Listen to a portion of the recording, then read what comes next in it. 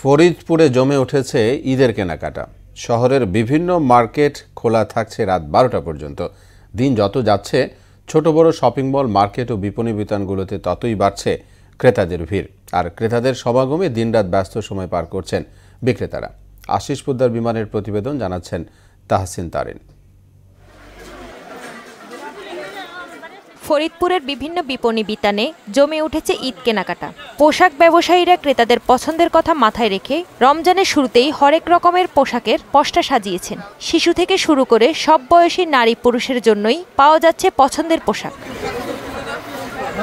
শহরের new market, Chawkbazar, হাজী শরিয়তুল্লাহ বাজার সহ বিভিন্ন মার্কেটগুলোতে ক্রেতা সাধারণের ভিড় চোখে পড়ার মতো। বেচাকেনার শীর্ষে রয়েছে ছেলেদের পাঞ্জাবি, লুঙ্গি, প্যান্ট, শার্ট, মেয়েদের শাড়ি, থ্রি পিস, চুড়ি সহ বাচ্চাদের পোশাক।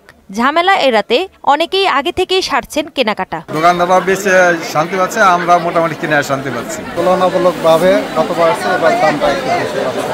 ব্যবসায়ীরা আশা করছেন গত 2 ঈদের বাজারের তুলনায় এবারে ভালো ব্যবসা হবে এবং ভোক্তাদের ক্রয় ক্ষমতার মধ্যেই রেখেছেন পোশাকের দাম। ভালো আছে, বাজারে কাস্টমারও ভালো আছে এবং কাস্টমারদের সাথে আমাদের বেচা কেনার দাম নিয়ে তেমন কোনো পার্থক্য হচ্ছে না। মূল্য দাম নিয়ন্ত্রণ আছে, কাস্টমার ভাই ভালোই আছে, ভালো হবে এবার আশা করছি। খুবই ইনশাআল্লাহ ভালো আছে কাস্টমার, আমরা কাস্টমারও খুশি, আমরাও খুশি। কেনাকাটা নির্বিঘ্ন করতে ব্যবসায়ী ও ক্রেতা সাধারণের দাবি, অপ্রীতিকর ঘটনা এড়াতে প্রশাসন প্রয়োজনীয় ব্যবস্থা নিশ্চিত করবে। তাহসিন তারিন, মোহনা সংবাদ।